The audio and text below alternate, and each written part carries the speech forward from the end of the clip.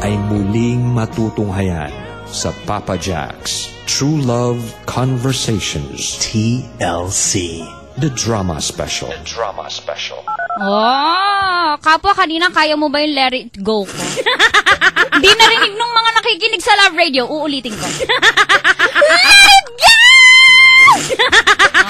Di nyo kaya mga ganong kataas.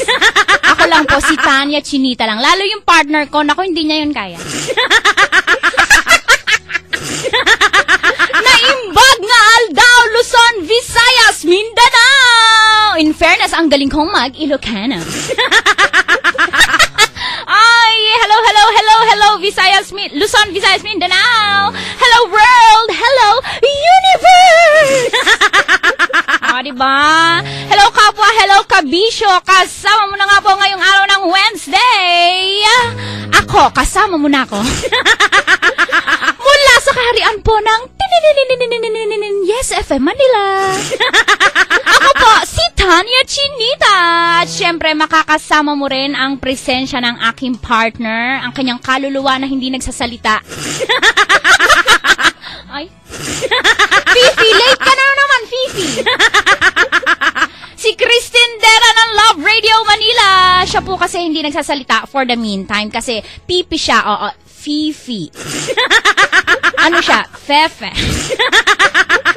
Oy, kasi dumadaan sa alam mo yun, menopausal, kaya naman marami masyadong nararamdaman. Siyempre kami na nga po ang sa inyo ay magbibigay solusyon. Pwede rin namang konsumisyon. Isang upo ang dramahan, isang upo ang isang upo ang kapalpakan. Isang upo ang iyakan, isang upo ang tawanan. At kapag alauna na, ay, alam mo na yan, drama na. Nako, at ang kwento nga natin ngayon ay ang buhay ng isang ina ng tahanan, si Fe. Oy, Fefe! Si Fe na dating tomboy, tapos nagpakababae para pakasalan itong si Omar. Kaso ito lang si Omar, may problema po. Kung ano yon, abay, alamin nyo na mamaya. Kaya ako magkukwento? Alamin mo yan ha. Siyempre ang ating mga bida sa araw na ito, si Fe ay gaganapan ni Rocky Terra.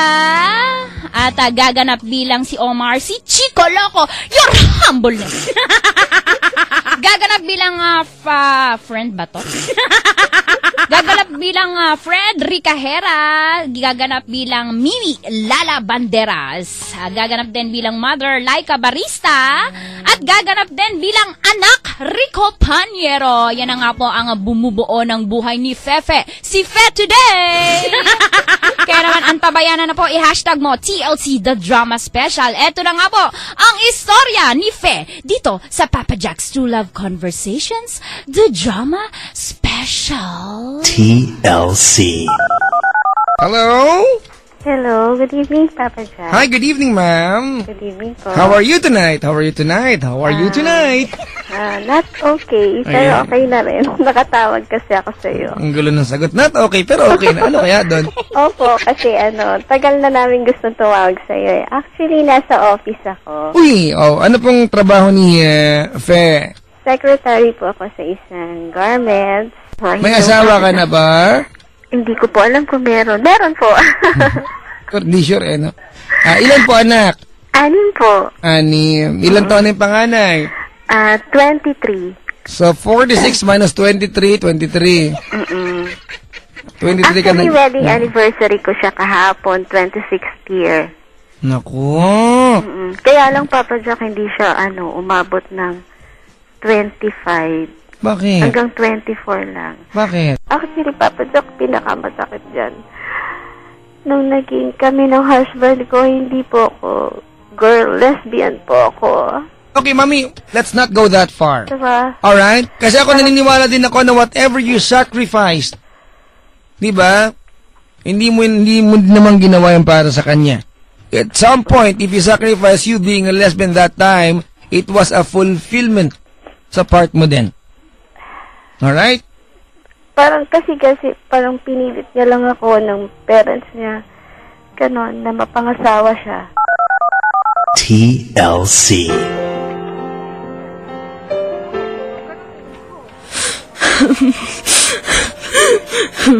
Oh, anong iniiyak-iyak mo, Fe? Alam mo kung ano, Omar? Pinilit lang ako ng parents mo na makasal tayo. Kasi best friend nila ang Erpat at Ermat ko, na hindi rin tumigil sa pangungulit sa akin hanggang hindi ako pumapayag sa gusto nila. Pero, talagang type kita dahil... Alam ko! Dahil kumakayod ako at madiskarte sa trabaho. Hindi yun. Mahal kita kahit may pagkatibo ka. Kaya pumayag akong maging mag-asawa tayo. Pero hindi ikaw ang gusto ko. Alam mo naman na kapitbahay nating model ang kursunada ko eh. Magtigil ka nga. Magpakatotoo ka. Kababae mong tao, magkakagusto ka sa kabaro mo. Sinasabi ko lang sa'yo yung totoo. Katropa lang ang turing ko sa'yo. Babae ka, Fe. Ang babaeng tulad mo para sa mga lalaking kagaya ko. Gaya ng pinatunayan ko na sa'yo at patutunayan ko pa sa'yo sa darating na mga araw. Ano ba yan? Tigilan mo nga yung paghahalik-halik sa akin. Ano pa bang ikinakailang mo? Wala ka na namang may tatago sa akin. Alibadbaran ako. Fe, tayo ang bagay. Ang dapat maging mag-asawa at magsama habang buhay. Pero... Huwag ka nang humirit pa at kahit napilitan ka lang magpakasal sa akin, matatanggap mo rin ang totoo mong pagkatao. Magpapakababae ka rin at matututuhan mo rin akong mahalin. Lalo na ngayong nakapaghani mo na tayo. At lalo na kapag nagkaanak na tayo. Akala mo lang yan. Sorry ka na lang kapag hindi nangyari ang lahat ng inaasahan mo. Baka bukas makalawa, hiwalay na tayo. Hindi mangyayari yan. Pagsisikapan kong kahit maputi na ang buhok natin, hindi tayo maghihiwalay. Sisiguruhin ko, Fe, ang pagsasama natin ay magiging panghabang buhay.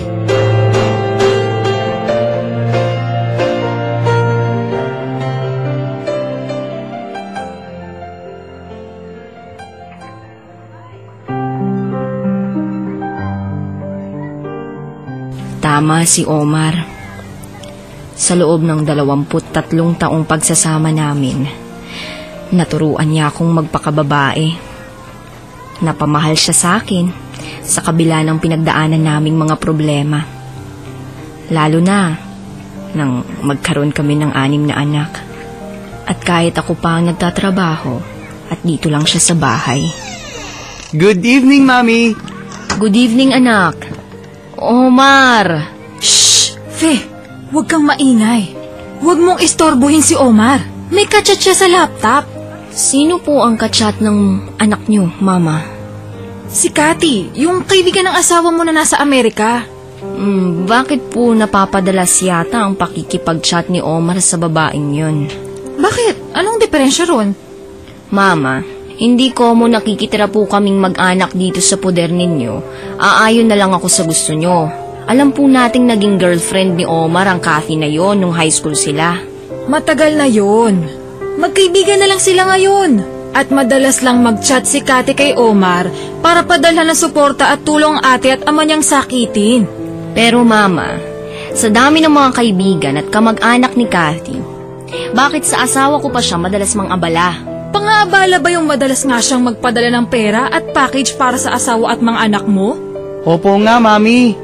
Gaya po ng laptop na pinadala ni Tita Cathy sa akin na 59,000 pesos yung halaga. At yung iba pang gamit para kay Daddy at sa mga kapatid ko. Pati nga ako pinadalhan niya ng kung ano-ano eh. Bakit parang minamasama pa po yata ninyo yung kabaitan sa atin ng friend ni Daddy? Ewan ko, Dino.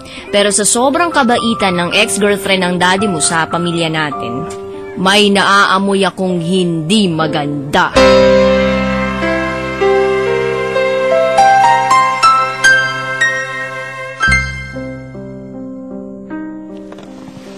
Fe, huwag ka mag-isip ng hindi maganda. Hindi ako magdududa ng walang basihan. Mabait si Cathy. Ano ang kapalit ng kabaitan niya sa pamilya natin? Wala. Magkaibigan lang kami. Yan din ang sabi mo nung 2 pa lang ang anak natin. Friends lang kayo nung babaeng madalas kong mahuling tinatawagan mo. Pero anong nabuko ko? Kabit mo pala siya. Bakit ba inuungkat mo pa yun? Ipinamumuka ko lang sa'yo na may basehan ako magduda sa'yo. Matagal na yun. Masyado mo akong sinaktan noon. Nagsorry na ako sa'yo, di ba? Kaya nga pilit ko nang kinalilimutan eh. Pero nang babae ka na naman ng 4 na anak natin. Kung kinalimutan mo na ang mga yon, huwag mo nang ulit-ulitin. Ilang beses mo na akong niloko. Kaya parang mahirap na akong magtiwala sa'yo. Bahala ka kung wala kang tiwala sa akin. Pero wag mo na akong kulitin sa mga naging pagkakamali ko noon. Huwag na kung ayaw mong mag-away tayo. Bakit ba minamahal kita?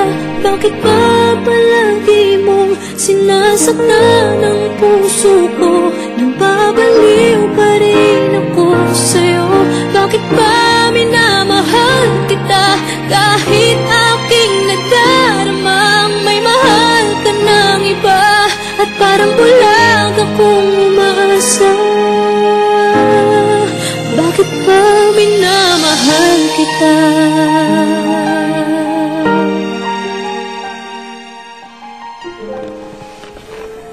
Ayokong maging magulo ang pagsasama namin ni Omar. Kaya, hindi ko na siya harap-harapang pagdududahan.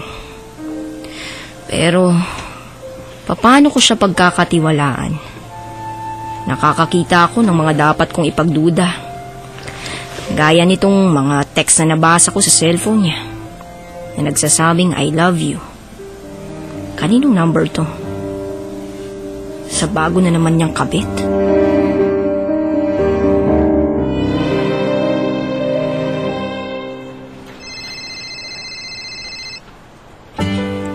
Ano, Fe? Kabit ni Omar yung tumatawag sa'yo? Malamang, Noemi. Matagal na tayong magka-opisina at magkaibigan. Kaya hindi na ako maglilihim sa'yo. Bakit hindi mo sagutin? Para ano? Kausapin mo. Itanong mo kung bakit kanya tinatawagan. Hindi ko yata kayang makipag-usap sa gustong sumira sa pamilya ko. Hindi ko pa nga siya nakakausap eh. Nanginginig na ako sa galit. Huwag kang papatalo, Fe. Pag nakumpirma mong kabit ng asawa mo yung tumatawag sa'yo, paglaban mo ang karapatan mo. Awayin mo.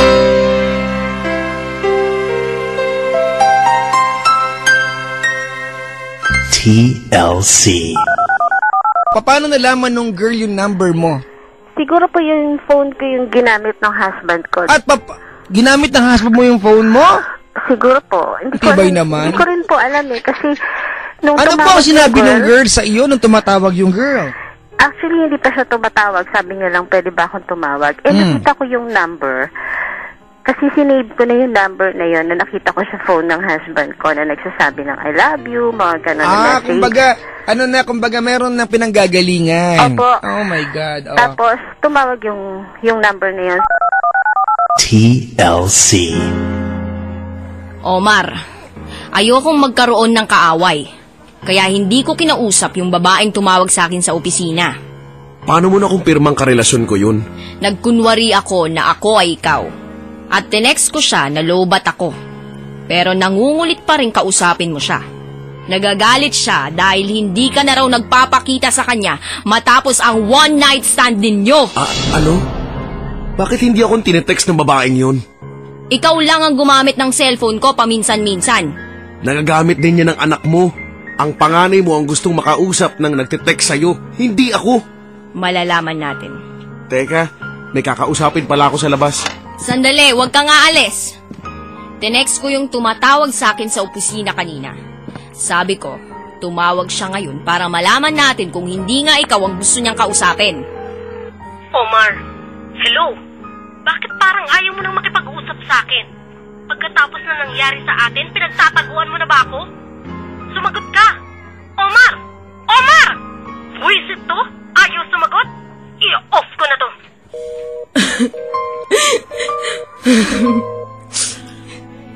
Fe? Magkakaila ka pa ba patapos kong iparinig sa iyong babae mo? Wala yun. Hindi ko babae yun. Nakainom lang ako nung landiin niya ako. Kaya natukso akong patulan siya. Lagi na lang yan ang alibay mo. Kasalanan ko ba kung maging lapitin ako ng tukso? Kung responsable kang asawa, Omar, hindi mo maaatim na lukohin ako.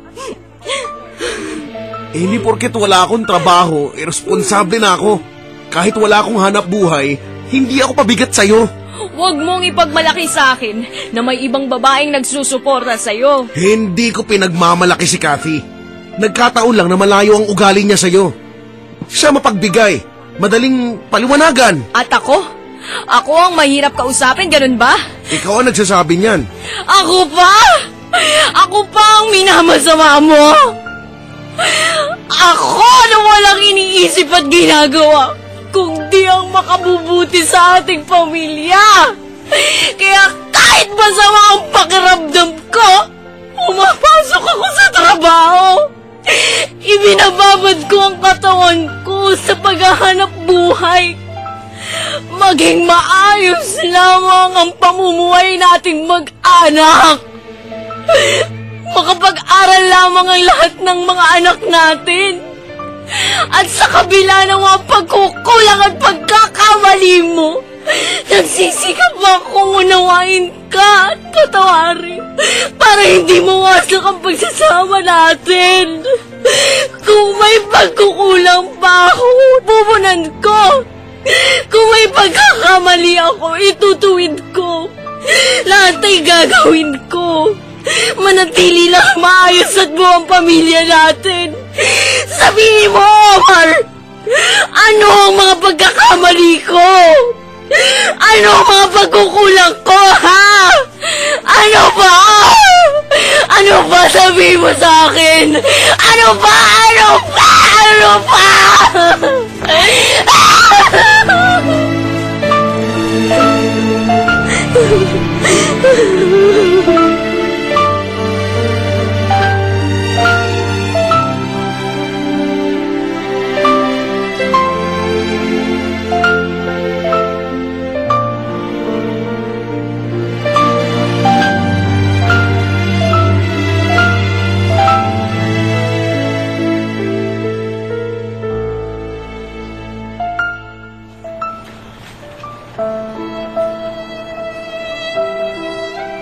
Wala kang pagkukulang at pagkakamali sa pamilya niyo, Fe. Lalo na sa asawa mo. Bakit kailangang danasin ko ang sobrang paghihirap ng loob, Noemi? Dalawa lang yan. Sobrang bait mo o sobrang tanga mo. Niloloko ka at kinakawawa ng asawa mo dahil pumapayag kang lokohin at apihin niya. Kinausap ko na siya. Nakiusap na ako sa kanya. Nagmakaawa. Hindi marunong maawa at umunawa ang taong likas na manluloko at mapang-api. Bakit pumapayag kang apihin ng asawa mo? Paglaban mo ang karapatan mo. Ayokong mag-away kami ni Omar. Lalo na sa harap ng aming mga anak. Hahayaan mo na lang bang patuloy kang lokohin at apihin ng asawa mo? Habang panahon ka na lang bang magtitiis, masaktan at lumuha? Habang buhay ka na lang magpapakamartir?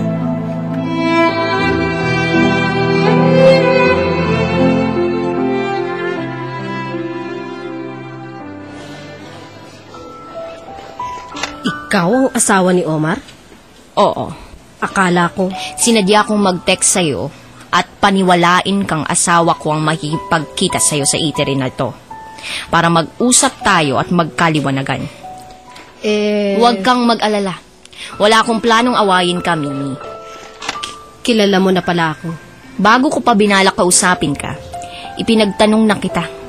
At nalaman kong janitress ka sa university na pinapasukan ng anak ko. Dalaga ka pa. Kilala at kaibigan ka pa ng anak ko. Kaya lalo akong nasaktan na nakipagrelasyon ka sa asawa ko.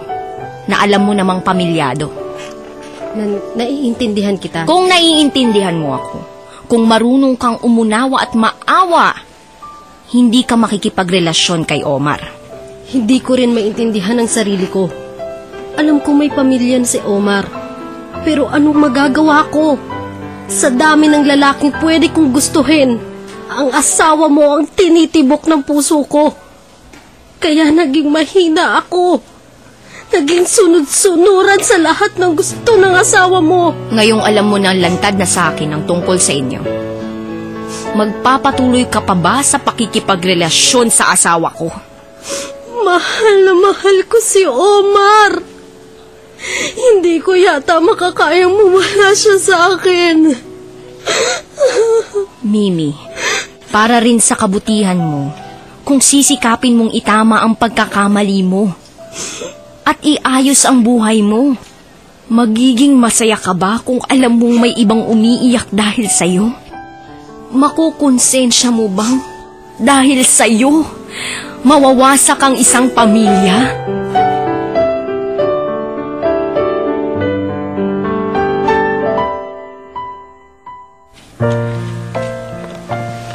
Nangako si Mimi na tatapusin na niya ang pakikipagrelasyon kay Omar. Pero sisiguraduhin kong hindi na maglalaro uli ng apoy ang asawa ko. Ano pag-uusapan natin, Fe? Omar, mula nang makasal tayo, isinubsob ko na ang sarili ko sa pagtatrabaho. Samantalang ikaw, 7 taon ka nang walang hanap buhay. Ipinapamukha mo ba sa akin na pabigat lang ako sa pamilya natin? Hindi ganon. 6 ang anak nating nag-aaral. Ang iba nasa college na. At grade 1 na yung bunso natin. Napapagod ka na ba sa pagtatrabaho? Hindi rin sa ganun. Maaari pa rin naman akong kumita sa ibang paraan. Kahit hindi na ako mamasukan. Gaya ng pagkakaroon ng sariling pagkakakitaan. At isa pa, nagkataong nanganak ang bunso kong kapatid. At nakiusap siya sa akin na tulungan ko muna siyang mag-alaga sa anak niya. Kaya balak kong tulungan siya sa unang buwan ng pagiging ina niya. Ikaw, bahala ka. Ang gusto ko lang naman, Omar, mabigyan ka ng pagkakataong gampanan ng tungkulin mo bilang padre de pamilya. Matagal ka na ring nakatali sa pag-aasikaso sa amin ng mga anak mo at sa mga gawain dito sa bahay. Hindi ba panahon na rin para ikaw naman ang maghanap buhay?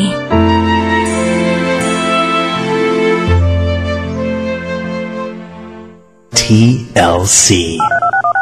So, nag-resign ako sa work 2011, June. Tapos po, nanganak po yung bunso kong kapatid. So, kailangan ko siyang samahan for mga 1 month lang naman. Actually, magto 2 months. August kasi ako. August, September, October. Sinamahan ko siya kasi nanganak siya, nagkaroon siya ng first baby. So, nagstay ako sa bahay ng sister ko. For how long po, Mami? Almost 2 months. Sa 2 months kayo hindi magkasama ni Mr. Oo, pero every Saturday and Sunday, umuwi po ako. TLC. Buti dumating ka na, Fe. Nagmamadali ako, Omar, kasi magbibihis lang ako sandali at may kakausapin ako mamaya na kliyente sa negosyo natin. Mag-uusap muna tayo. Seryoso ka yata? Seryoso kasi ang pag-uusapan natin. May problema ba rito sa bahay? Sa mga bata? Wala, Fe. Nasa akin ang problema. Mulat sa pool, naging mabuti kang asawa sa akin. Naging mabuti kang ina sa mga anak natin. Wala kang pagkukulang o pagkakamali sa pamilya natin. Lalo sa akin. Pero kailangan kong maging tapat sa iyo. Yun lang naman ang hinihiling ko sa iyo, Omar. Ang pakiusap ko sa iyo, maging tapat ka lang sa akin. At magiging maayos ang pagsasama natin. Ang buhay nating mag-anak. Gusto ko rin ng maayos na buhay at pamilya. Wala na akong may hiling pa. Mahalin mo lang ako. Gaya ng pagmamahal ko sa iyo. Sorry, Fe. Sorry saan? Matagal kong pinag-isipan ang lahat. Paulit-ulit kong kinapa sa sarili ko ang nararamdaman ko. Pero hindi ko kayang dayain ang sarili kong nararamdaman. At magiging unfair ako sa iyo kung hindi ko ipagtatapat sa iyo ang totoo. Anong totoo? Fe, hindi na kita mahal. Hindi. Sabihin mong nagbibiro ka lang, Omar.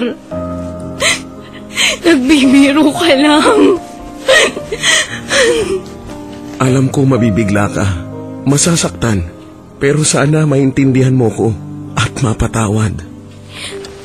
Bago ka pa man makagawa ng pagkukulang o pagkakamali, napatawad na kita, Omar. Pero kahit hindi ko maintindihan ang mga sinabi mo, maaari ba kitang mayakap kahit sandali? Kahit sa huling pagkakataon. Fe. Mahal kita, Omar. Mahal mo.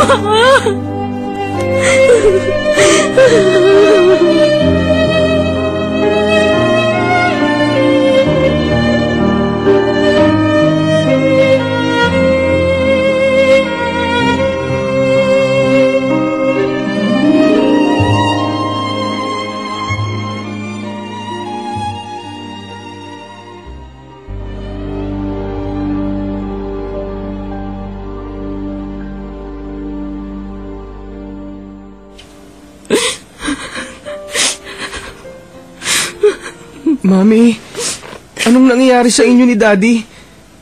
Bakit sinabing hindi ka na niya mahal? Hindi ko alam, Dino. Kakausapin ko siya, Mami. Huwag na, anak. Ayoko magkaroon pa kayo mag-ama ng di pagkakaunawaan.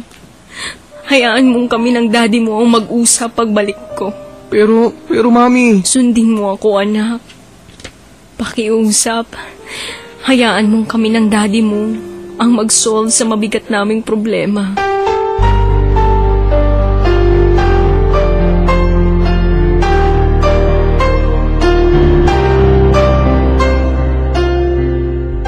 TLC.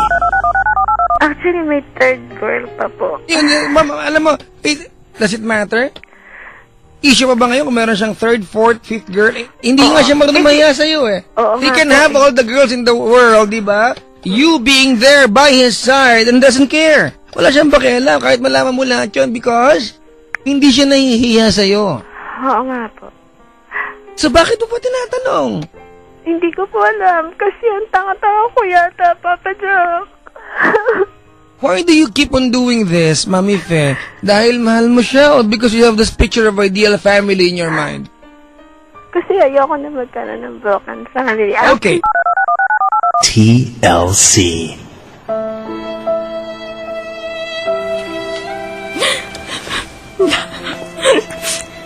Ayaw mo magkaroon ng broken family? Kaya naparito ako sa'yo, Noemi.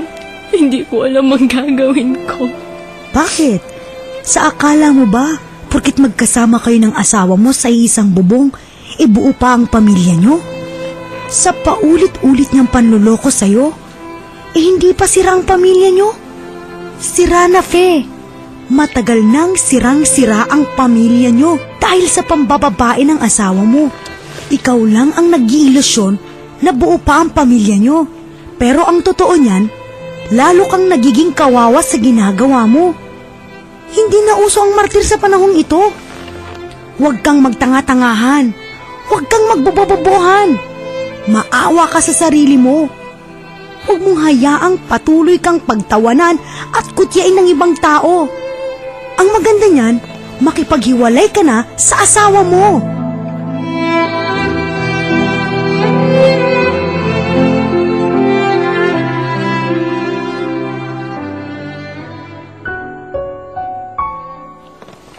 Mag-a-abroad ako.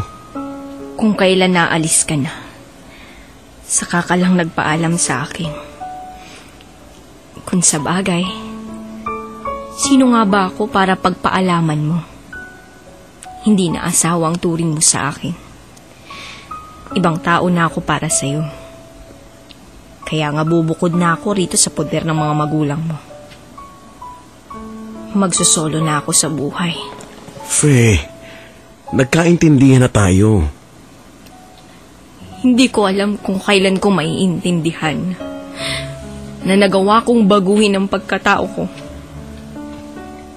Natuto akong magpakababae dahil sa pagmamahal. Pagmamahal na matagal kong pinahalagahan at iningatan, na pinangarap kong magiging panghabang buhay. Pero nagkamali ako ng akala. Kasalanan ko rin ang lahat. Masyado akong umasa. Labis akong nagmahal. Kaya labis-labis akong nasaktan. Hindi mo kasalanan na magmahal, Fe. Nagkataon lang na nagkamali ka ng minahal. Masakit, Omar.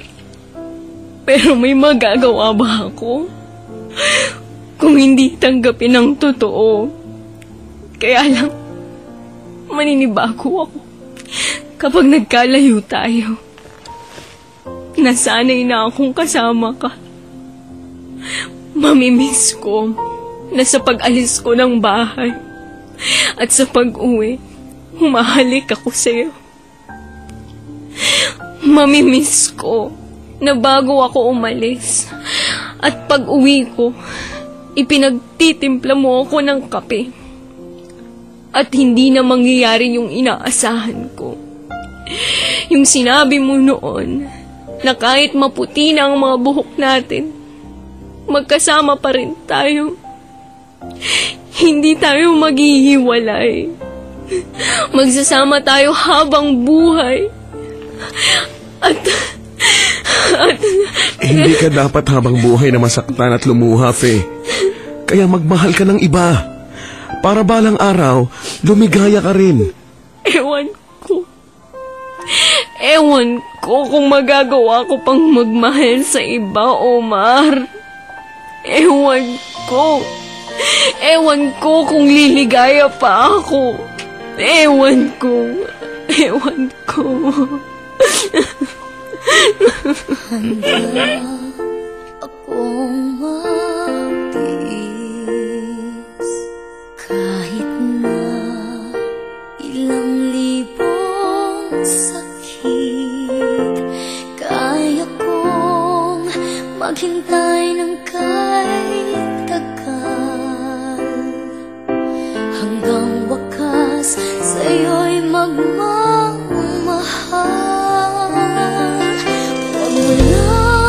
Sabihin, huwag kitang ibigin, dahil tanging ligaya ko ang ikaw ay mahalin. Huwag mo nang sabihin na kita'y limutin, dahil mamamatay ang puso ko na nabubuhay sa'yo.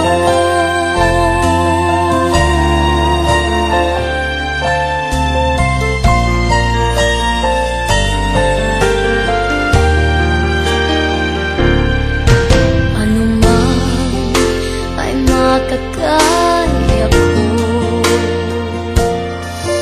huwag lang ako'y iwanan mo. Gagawin ang lahat para sa'yo. Sa pag-ibig, alipin mo ko.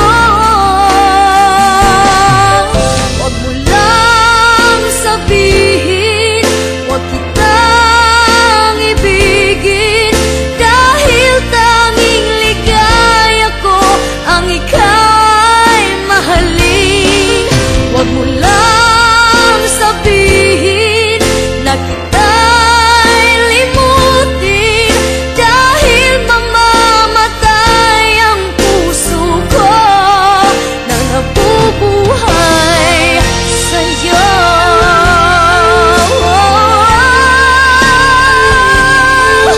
Dahil tanging ligaya ko ang ika'y mahalin. Huwag mo lang sabihin na kita'y limutin, dahil mamamatay ang puso ko.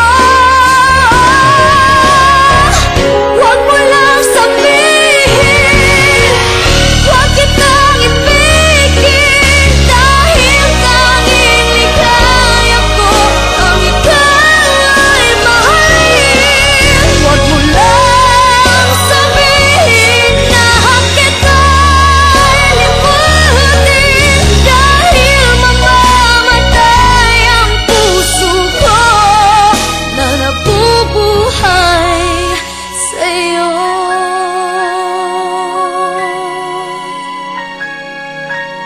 Dahil mamamatay ang puso ko na nabubuhay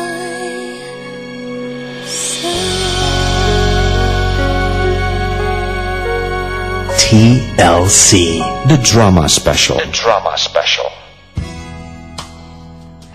Kapwa kabisyo, sa mga tatay po na nakikinig sa akin ngayon, pag malalaki na ang anak nyo at ang pamilya nyo naman buong buo, wag na ho kayong lumandi at humanap ng kaligayahan sa iba.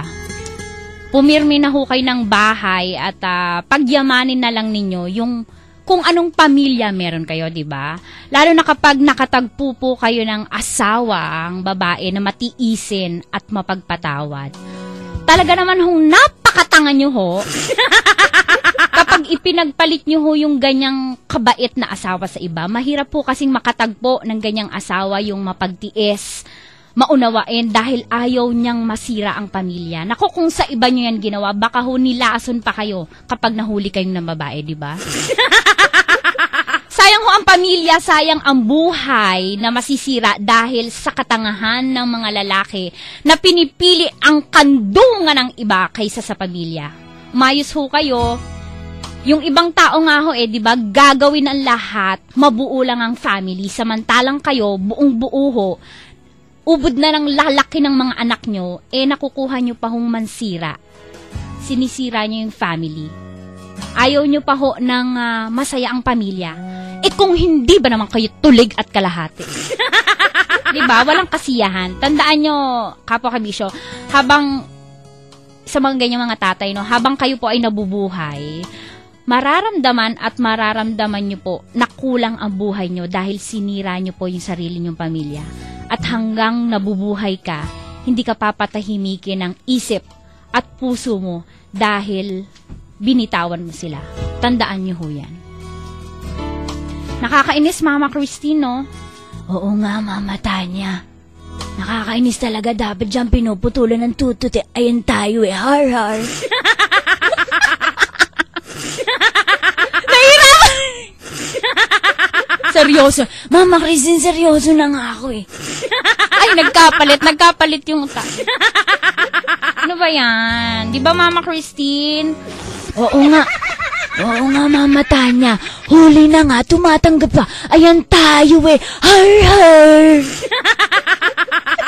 Sorry na, huwag ka na magalit. Ay, Kapwa Kabisyo, syempre, ipinadala po ni Christine ang kanyang liham. Pina-LBC niya pa po. Ito po ang kanyang mensahe para sa atin ngayong araw ng Miyerkules, para kay Fefe at para sa ating lahat. Eto na naman. Nako, Omar! Para kang tanga! I-rhyme ko. Ang sarap mong sungal-ngalin sa ngala-ngala! Patawanin mo, Mama Christine. Patawa yan. Late ka Matapos mong paibigin si Fe, aabandonahin mo siya na parang walang nangyari. Anong nangyari? At ang pag-ibig mo'y... Ay, mali. Anong nangyari at ang pag-ibig mo'y biglang naglaho? May naaamoy ka ba sa ugali ni Fe na mabaho? Kasal kayo. Sayang naman kung matatapos lang ng ganon. Baka naman pwede pang ayusin at sayang naman ang pagkakataon. Ayoko nang mag-rhyme, Mama Tanya. Hindi ko na kaya. Ha. Pagod na ako. Ayan tayo har. Well, sabi po ni Mama Christine, ang biggest question naman dito, Kabisyo Kapwa, dapat bang ang pagsisihan ni Fe na siya ay nagpakababae, nagsuot ng panty? Para kay Omar, para po kay Mama Christine, walang dapat pagsisihan. Kasi ang greatest gift naman na naibigay sa kanya, kapalit ng pagpapakababae niya, yung kanyang mga anak. Kung tinuloy niya yung pagiging tibo, diba, at pakikipagrelasyon niya sa kapwa babae, malabo na magkakaanak sila. O nga, saan yun? Paano yun? So, dapat pa rin magpasalamat si Fe kay Omar. No? Pasalamat sa anak na ibinigay. Oo nga. Siyempre, yung egg cell kailangan ng sperms. Diba? At pasalamat. Ayan ka, Mama. Ayan tayo So, dapat pa rin magpasalamat kay Omar dahil sa kanya nalaman kung ano ang kaya mong gawin sa ngalan ng pag-ibig. Nakakalungkot lang, Kabisyo Kapwa, na mali kasi ang naging simula ng kanilang pag-iibigan. Nagsimula sila na hindi naman nila ganoon kamahal ang isa't isa, lalo na si Fe, na hindi naman tunay pang iniibig si Omar. So, para po sa mga parents ni Fe, makinig daw po kayo. Kayo po ang may malaking dahilan kung bakit ganyan ang naging turnout ng pag-aasawa ni Fe. Huwag po nating ipilit ang mga bagay. Huwag po kayong makulit! Kasi hindi naman po kayo makikisama sa lalaking yan. In the end, ang magsasuffer yung anak nyo, si Fe po. Fe po. So sana sa mga magulang na nakikinig ngayon, wag po nating ipilit yung mga bagay na gusto para sa ating anak. Isipin nyo rin po kung gusto rin ba yan ng anak nyo, di ba? So yun lang, sabi ni sabi ni Mama Christine, Fe, just move on. Let it go! Let it go! Kung talagang si Omar ang nakalaan para sa'yo, destiny will find its way para sa inyong... In fairness, hindi ako nabubula sa English mo. Thank you. Huwag po kayo magtulakan, dahan-dahan lang po. Just pray and have faith and focus muna sa iyong mga anak. Oo nga naman, di ba? Yun na nga kapwa, Ay, kay Mama Christine yun, sulat niya mula sa ating liham sender, nagmamahal, Christine Dera. Pahalok ako, be. Ayan tayo eh. Ano na kaya yung grade ko? I-PM mo ako, Mama Christine. Ano nang grade ko sa panggagaya ko sa'yo? Gradean mo ako. Bilisan, dali. Ay, kapwa kabisyo, hindi naman po natin masisisi yung mga nanay, alam mo yun, na nagtitiis at nagpapatawad ng paulit-ulit sa asawa. Wag lang masira ang family. Bakit naman ho natin sila sisisihin at sasabihang tanga kung gusto nilang ma-save ang family? Hindi ba normal lang naman po talaga sa isang ina ng tahanan na ipagtanggol o proteksyonan para mabuo ang family, di ba? At saka, alam nyo, pag nagtanong po kayo sa lolo at sa lola nyo, pag tinanong nyo siya, bakit hanggang ngayon magkasama pa rin kayo ni lolo? Yeah? Pag tinanong, ang sasagot talaga ni lola, kasi nagtitiis siya. Mahirap man pong tanggapin, pero ang katotohanan po nasa mga babae po talaga ang matinding pagtitiis. Lalo na kapag turn over na itong si lalaki.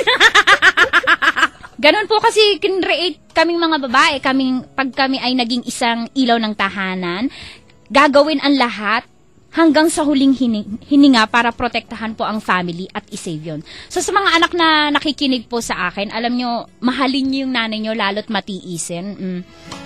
Tapos pag yung tatay nyo medyo feeling bagets, kausapin nyo, kumprontahin nyo, di ba? Kung anong problema, hanggat maaari. Kayong mga anak, kung hindi kaya ng magulang nyo, kayong mga anak ang gagawa, lalo at nasa tamang pag-iisip na kayo, di ba? Ba't ka tumawa, Fifi? Natatawa ka doon sa advice ko?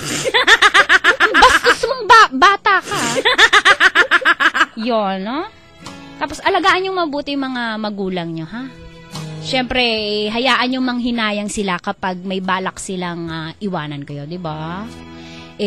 Magre-rebelde ka na kasi nagloloko yung mga magulang mo. Pag nagrebelde ka, wala na silang panghihinayangan. Kaya ayusin mo yung buhay mo para pag umalis sila,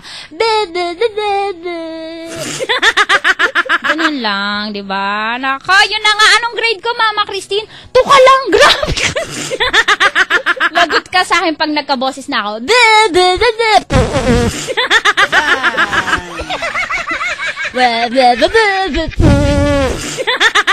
Ako muna dito. Okay, kapwa, maraming salamat po sa ating mga gumanap ngayong araw na ito. Siyempre, gumanap bilang si Fe. Sabalutang kita Hoy, bastos mo makabruha ka. Kinreate ako ni Lord Unique, di ako bruha. Si Feb! Huling kita dyan! Nag-transform yung boses mo. Oy, malilate na ako kumakulit dyan. Si Rocky Terra, gumanap bilang Fe. Si Mimi, Lalabanderas ng Manila. Noemi, Rica Hera. Si Omar, si Chico Loco. Ang anak, ginanapan po ni Rico Paniero. At si Mother, Laika Barista. Maraming salamat sa ating writer for today, Ginoong Orlando Aquino. Salamat po sa ating sound engineer Jason Sagon, musical scorer Danny Frias, at syempre ang ating mahal na direktor, Direk Salvador M. Royales, Direk Badong! At syempre, bukas po ulit, another story ang ating tutunghayan. I-follow muna kami ni Mama Christine sa aming Facebook. Unfair naman pag sinabi ko yung akin, hayaan mo na, kalimutan nyo na yung akin. Tsaka sa Twitter ha, Love Radio Manila and Yes FM Manila. Muli, nakasama nyo po ako po mula sa Yes FM Manila, ang kanya nyong lahat, Tanya Chinita at si Christine Dera na Fefe hanggang ngayon. Hindi nagsasalita, bawal. Diba gutom lang yan? Oo. na magbibigay solusyon. Pwede rin namang konsumisyon. Isang upuang daman, isang upuang iyakan. At kapag alauna na, drama na. Bye-bye. Bye-bye na kapwa. Bye-bye kabisyo. TLC, the drama special. The drama special.